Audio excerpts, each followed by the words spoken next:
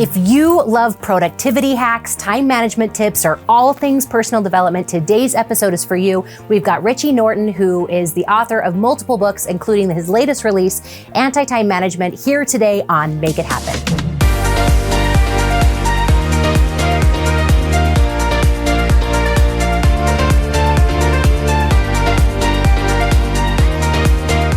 Today's Pick My Brain is a question I ask myself every single day. It was just vocalized by one of my clients in the Outsource CMO program, Becky Kemp.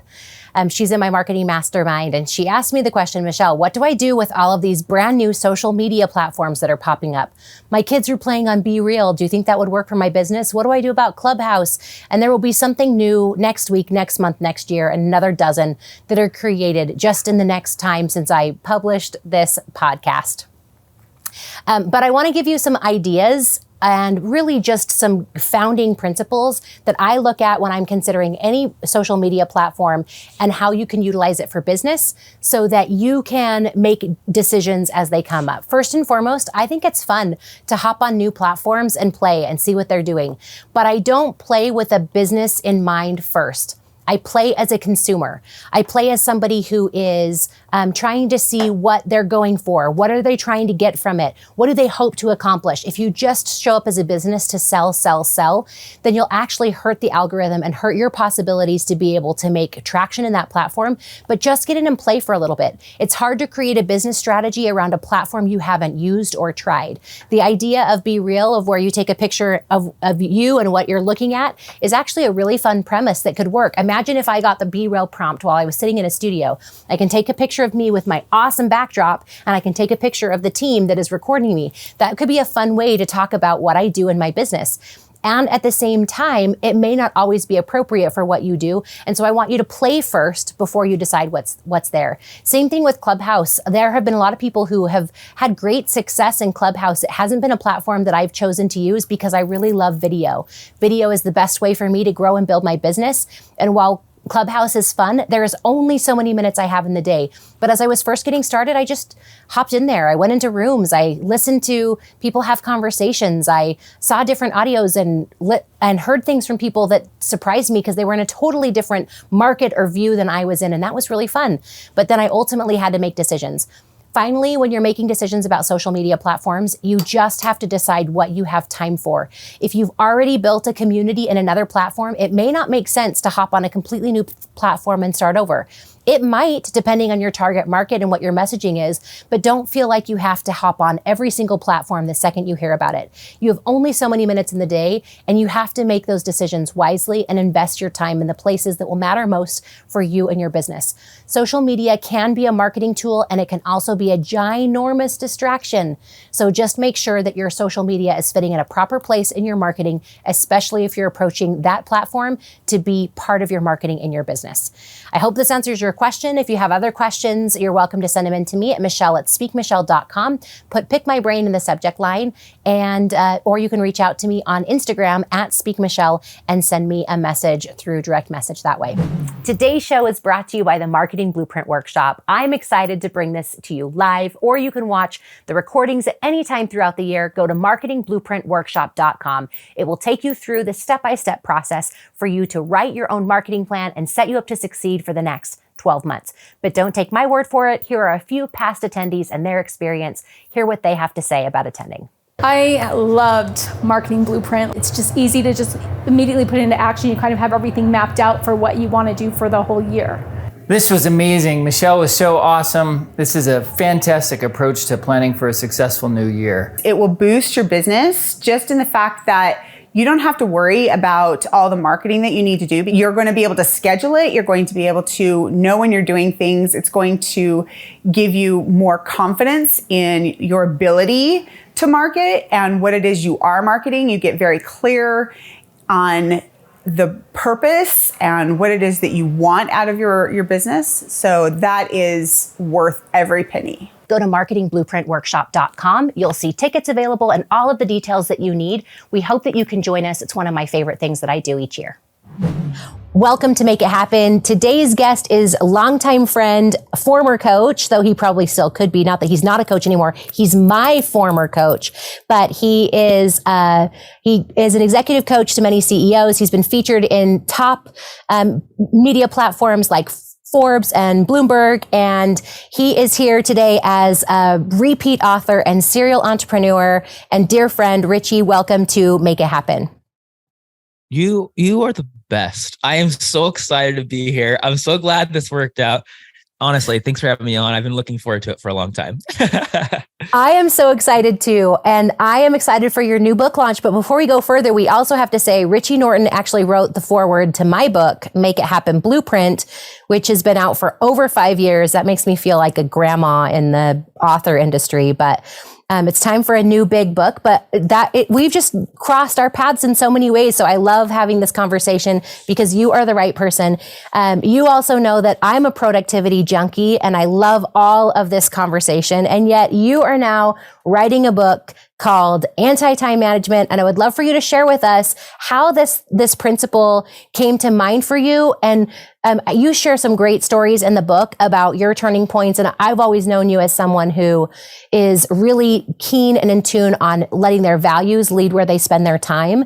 And so I always knew that was something that inspired the way that you work. But I'd love for you to share with our audience, how did you get down this path and why are you passionate about the subject now in this day and age? Well, first, you just have to know that you're someone I deeply respect. And I am so, honestly, when you wrote your other book, Make It Happen, whatever you're writing next, it like profoundly impacted so many people in such a significant way. So I don't know how much I can share here that you won't be like, yeah, I already know. But I'm going to You've got it. I need you. We need you. For you. You know, so my brother-in-law passed away at 21. And when he passed in his sleep, totally just, again, unexpectedly, it changed the way I thought about life and time, because he wouldn't live to be 65 and retired and to do whatever he wanted, like we've been taught for nearly 200 years, that this is the way corporations have taught us to live. Stay in this one company, do this thing, and then you'll get to live.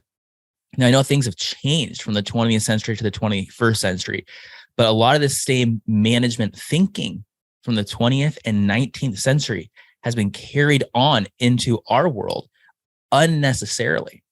I mean, well, let me say this, like a few years later, my son passed away. He caught pertussis, whooping cough. And when that happened, it changed the way I thought about the world again. And later we had foster children that came and went. We loved them so much. We hoped to adopt them. And when they left after 2 years, it crushed us. I mean, my wife, I don't know if it was associated with this or not, but she had a stroke. She lost her memory. Like, she got it back, fortunately. We ended up on the road for 6 months, just driving. We didn't know where we would go. We just wanted to hang out together and be a family. And if anyone's going on a long road trip, you realize you're not escaping anything. You're actually making it worse. Everyone's in the car. The kids are going wild. You know what I mean? You can't go more than a half an hour without it getting crazy. We went for 6, almost 7 months from New York, California, Mexico, Canada, back down across the states over to Hawaii. And I share these things because even in Hawaii, my son got hit by a car and should be dead, but he's fortunately alive. I share these things because we don't work for work's sake. And we're obsessed. I love habits. I love goals. I love strengths, but we've turned them into ends unto themselves. How many people are forever habiting and never inhabiting, forever chasing the dream and never reaching the dream, but they feel really good about it because they got a little bit better at not getting the thing they wanted. This is bizarre. It is a carryover from 19th century and 20th century thinking. So I wrote Anti-Time Management, not because I thought I wanted to write something about anti-time management. It was because when I did the research, I realized that time management was designed as a tool. It was designed as a tool by someone named Frederick Taylor. And it was designed not to give anybody their freedom. It was created to squeeze every drop of blood, sweat, and tears from workers. So is it any wonder why when we turn to time management to get our time back, that we lose it? Is it any wonder that a full calendar is often an empty life? Is it any wonder that we're doing all these things, endlessly reaching for a goal and never actually reaching the goal? Covey said, begin with the end in mind. He did not say begin with means in mind. And we've turned goals, habits, and strengths into means. We've turned goals, habits, and strengths, which are means, into ends unto themselves. So today, I talk about anti-time management this way. If you were to bake a cake without sugar, you wouldn't expect it to be sweet. I get you can put other things in a cake to make it sweet. I get it. I get it. Keto people. I get it. I get it. But it's the same way with life. From the day we were put into kindergarten, we were told to prioritize, but to prioritize means to put the goal at the end of a timeline. Making your priorities last. So I'm saying, let's rescue our goals from the end of a timeline, bring them front and center, work from the dream, from the goal, not endlessly toward it. So you can bake a cake with the time freedom, with your values, so that when it is created, you've lived a life on value. Otherwise, how could you tell yourself you live a life with values when you never lived them from the start? This is important. Well, there's a little bit of background for you. No, that's great. I think it absolutely is. And that just reminds me, like, even when I was reading the book in preparation for our conversation, I forgot about this, but I'm remembering this right now. We have a dear friend who is not ready to retire. I mean, he's got a lot more working years in him, but he just decided to quit his job and he's going to hang out with his family for 6 months. They have enough money in their bank account and they can go do some traveling. They can do some things. And he just said, one day I figured out that I was working really hard so that someday I could retire. But then by then my kids will be gone and I won't have the opportunity to do things with them. And so I'm using some of those dollars, and maybe it'll take me a little bit longer to retire after that. But I'm using that time now rather than thinking that my life begins when I'm done with work. What if my life were just the way that it needed to be right now, and I were creating more moments just like that? Absolutely. And the ironic thing is, when someone becomes wealthy, they don't suddenly have more time. In fact, they usually have less. Have less. They'll say, money is easy. I made it. Time is hard. What's interesting, the most interesting thing in my research is that people that create this freedom from the start, they didn't wait till they had money.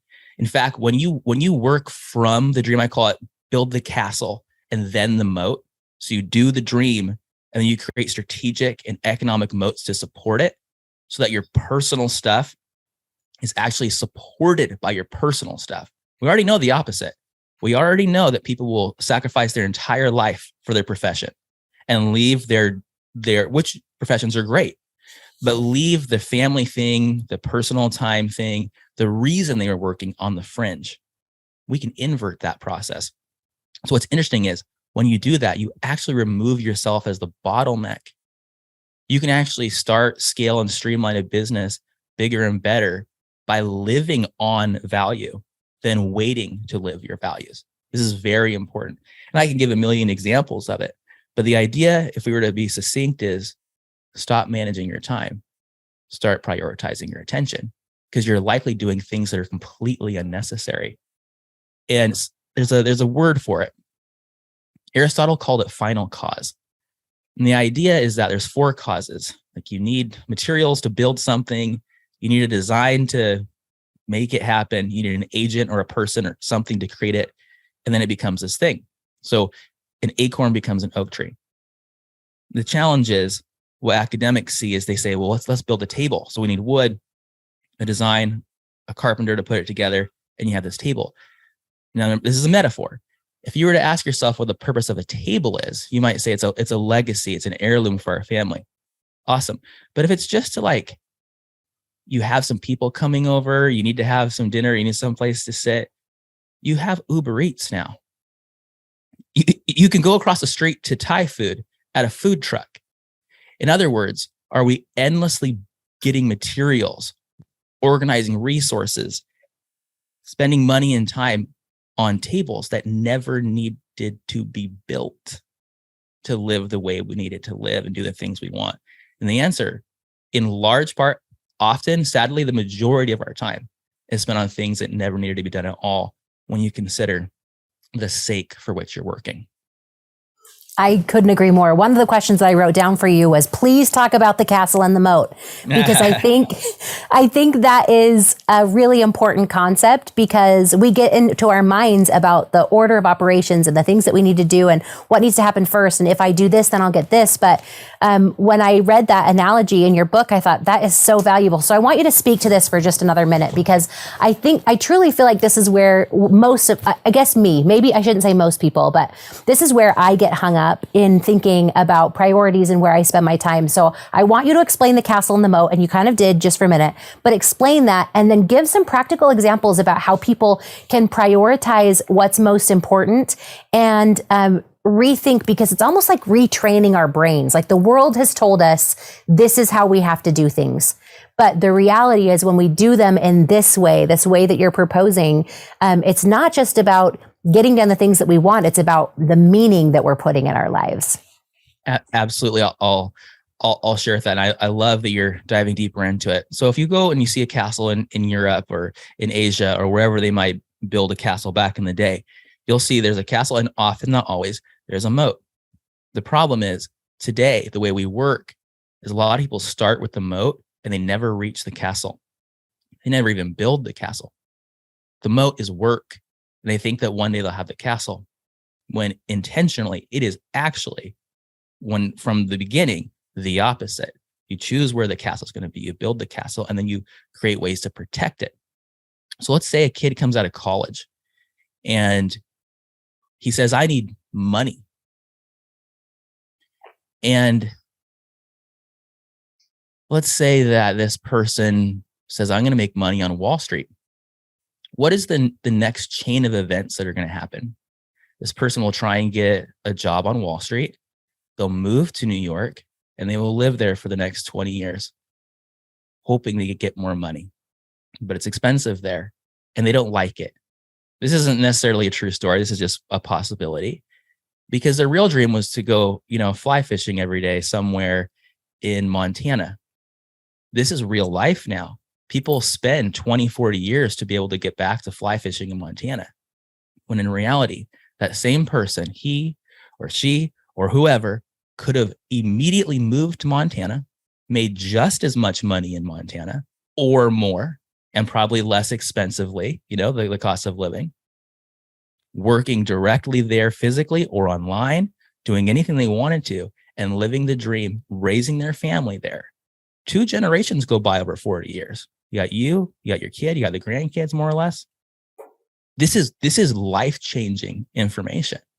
So people think they have to do step A to get to step B, when in reality, there is no A. That was made up. That's super important to understand. So one of the ways people can start to understand where they're at. Let me give you a real concrete example that someone can do right now. Let's just do what I call a life balance sheet. Because I don't believe in the word work-life balance, but let's use it for a second. Balance literally in physics means motionless. It means it doesn't move.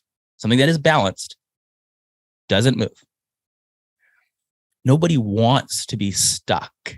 The idea is to intentionally make yourself unbalanced in the direction you want to go.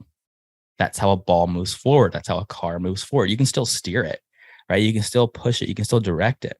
Okay. If you were to take a piece of paper and fold it in half long ways, on the left-hand side, write down everything you feel like you and only you can do, you will all of a sudden see your entire life staring back at you on one half sheet of paper. And you go, no, my life is my past and what I'm trying to avoid and what I'm trying to do. And my life is my future of where I'm going. No, my friend. Your spouse, your kids, your coworkers, they don't see any of that stuff. They only see how you show up. That is all they see. It is all they know.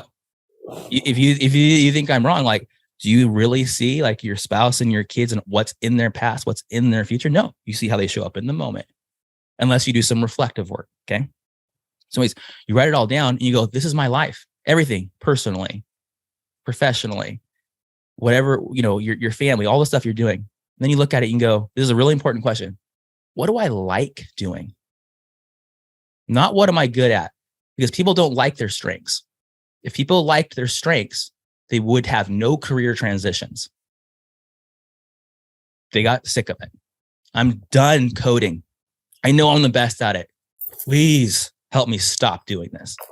This is the problem with strengths tests, because they teach people to do what they're best at, so a manager can control them to keep doing that and not promote them into something else, because corporations aren't designed to improve people's lives. They're there to make money. Why would I teach somebody how to do something new? This is too real. No one talks about this. This is the dark side of strengths. Okay. Not that these tests were designed not to do that, but managers have corrupted them in that way and use them as an axe instead of a magic wand to support you. So what happens is, if you were to circle only the things you like and want to do on that half sheet of paper and put them on the right-hand side, you would see, here's all the things I have to do versus the things I like and want to do. Now you'll see how imbalanced your life is. That's why you feel burnout. Burnout isn't about doing so much and being so busy. In fact, if you watch any Rocky movie, the guy was burnt out and he wasn't doing that much. And then towards the end, he's doing more than he's ever done. And he's more enthused than ever.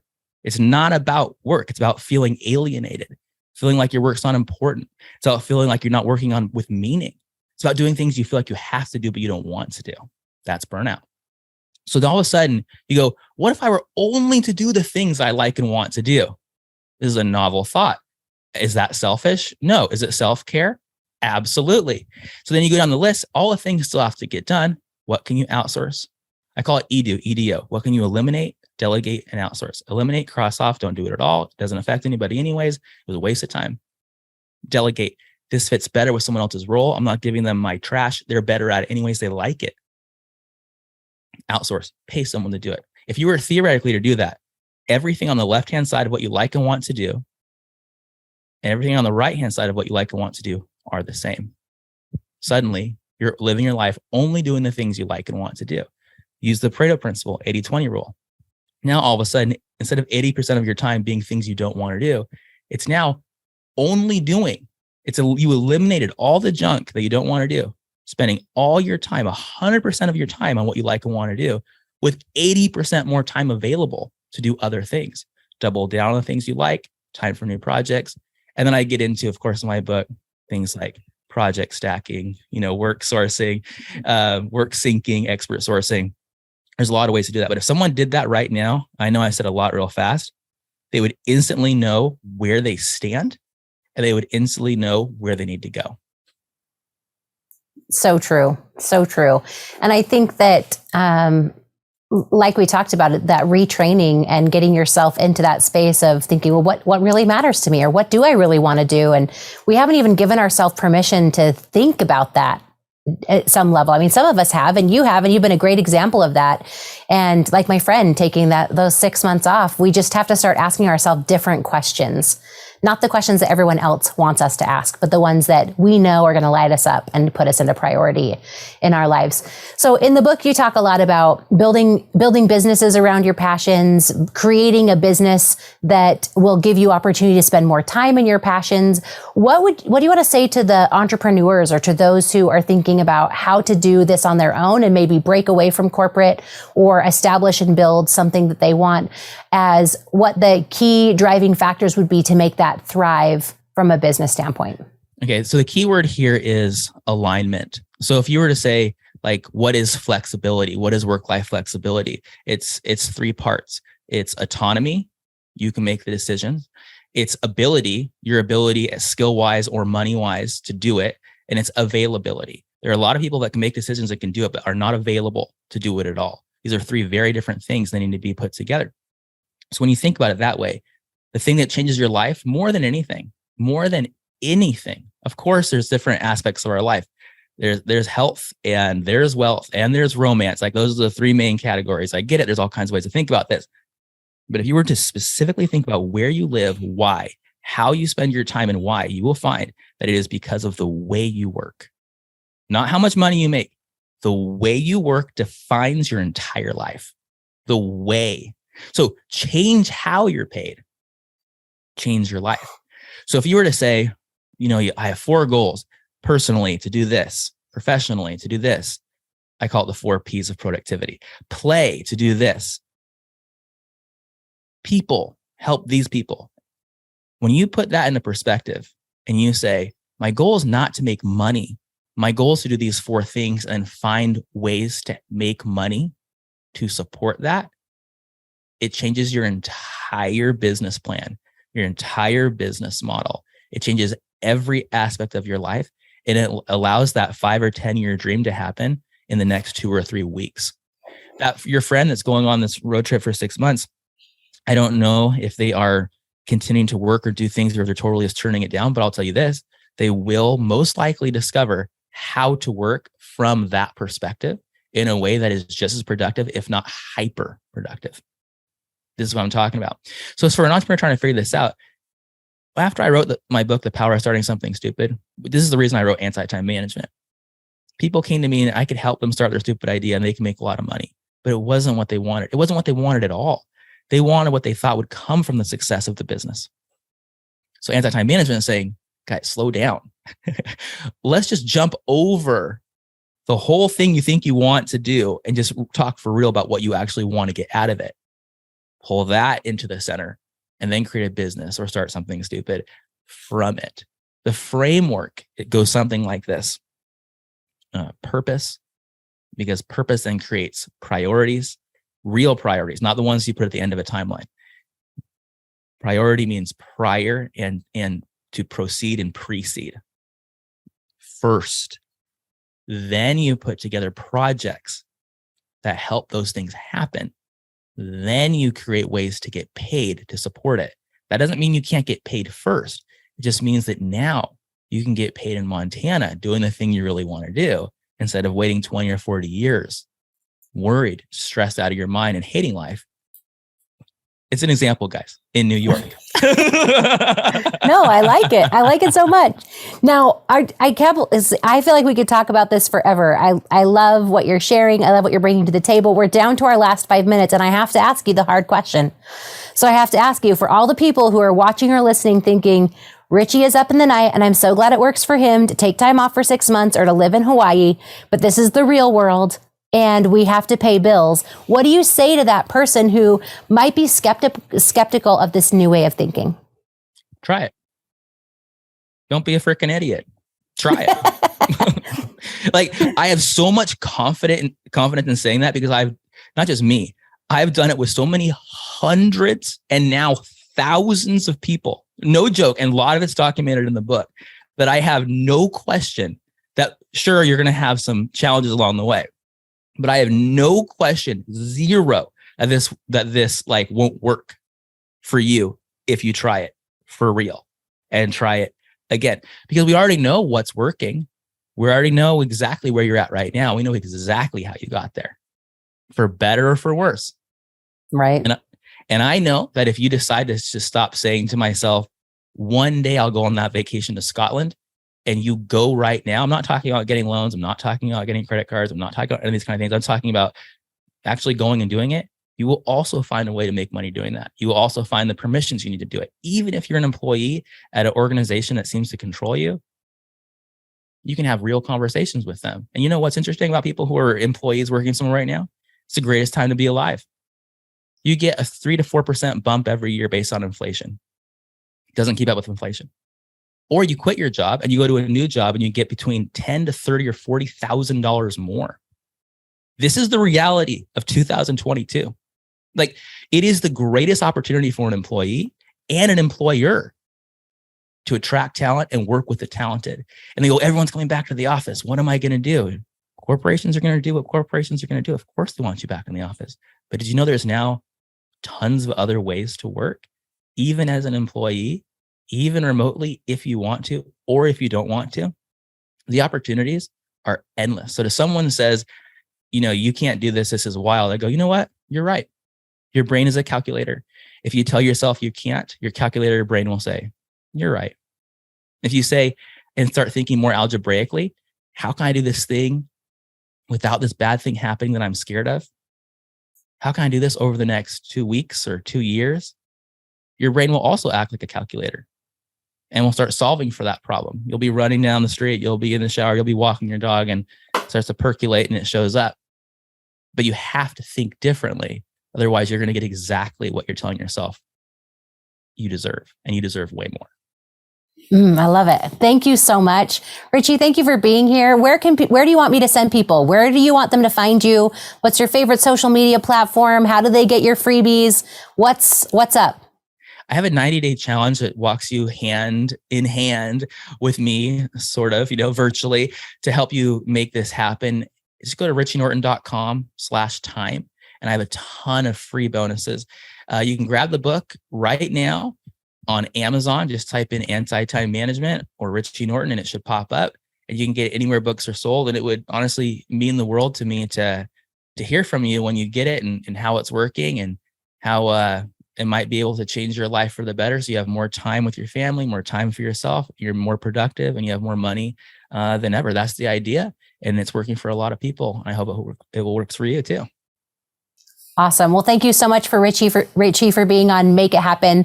We're cheering you on in your book launch, and look forward to future conversations just like this. This is your second time on the Make It Happen show. And so I can't wait for you to release another book so we can have you back a third time. But for now, we'll just love this one. It's kind of like asking a woman to have another baby right after she's had a baby. But when you're ready for your next book, we're here for you. Thanks for being part of the show. Thank you. It was an honor. Really appreciate it. Thank you.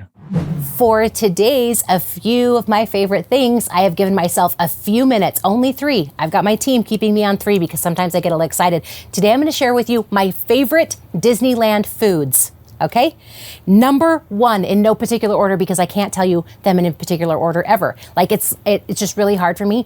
I need everyone to have the bacon wrapped asparagus from Bengal Barbecue in Adventureland. It is one of my very favorite treats. While you're there, if you're health conscious, they have the hummus trio that comes with fresh vegetables. It's actually my favorite way to get my vegetables in at the park. And I know that you are hoping for fun, trashy foods in this segment, but let me just get this one healthy thing out of the way, because there are times when you're like, I cannot eat another piece of junk food. I suggest that you get the hummus trio and fresh veggies from Bengal Barbecue rather than a salad. You'll get more bang for your buck, and my kids will actually eat that too. So that is amazing. The next thing I'm going to tell you, we're going to talk a little bit about treats for a minute. I love the raspberry macaroon from the Jolly Holiday Bakery. It comes Mickey shaped, of course, but it is one of the most delectable treats. Now, you might be surprised to hear that Michelle McCullough recommended to you something that wasn't chocolate in the park as her number 1 favorite treat or snack. It actually is so good. It's worth it. They actually run out. So if you want one, get it early in the day. Even if you decide you want to eat it later, they'll put it in a package for you. I just tuck it in the stroller until I'm ready, and then I eat it when I want it. I, of course, am a fan of the Dole Whip, though lately I've been finding myself liking other things and haven't been getting the Dole Whips as much. One thing that I do get every time I'm there is the stuffed pretzel. They actually have 2. They have a sweet cream stuffed pretzel, and they have a jalapeno cream cheese stuffed pretzel that you can get. They have them at specific locations in the park, but they're totally worth it. The sweet one you can always find by Small World, and the jalapeno one you can always find in Tomorrowland. Okay, I still have 1 minute to share with you a few of my other favorite things. Let's hop over for a minute. Let's cross parks into California Adventure. My favorite things to eat there are the corn dog from the Corn Dog Castle. And you can actually get the corn dog at the top of Main Street in Disneyland as well. I really don't eat corn dogs anywhere else. I only eat a corn dog at Disneyland. Delicious fried deliciousness. Get extra packets of things.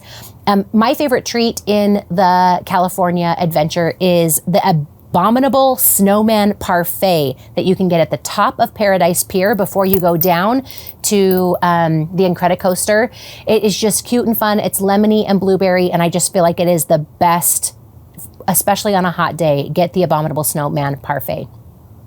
The quesabirra tacos are really great at the Rancho Cucamonga when you're looking for real food.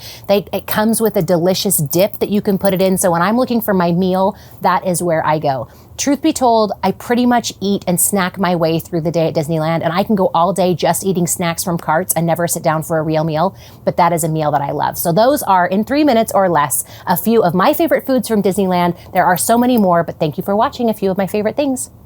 Thank you for watching today's episode in your anti-time management world where you're trying to figure out how to accomplish things. Thank you for giving me and Richie a few minutes in your day. I hope that you'll take some of these ideas and strategies and even get the book to dive in a little bit deeper to figure out how you can change the way that your brain thinks so that you can accomplish the things that you want most.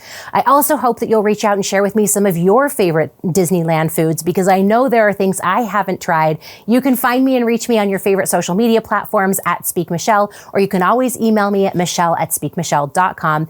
Again, thank you for watching Make It Happen, and we'll see you next week.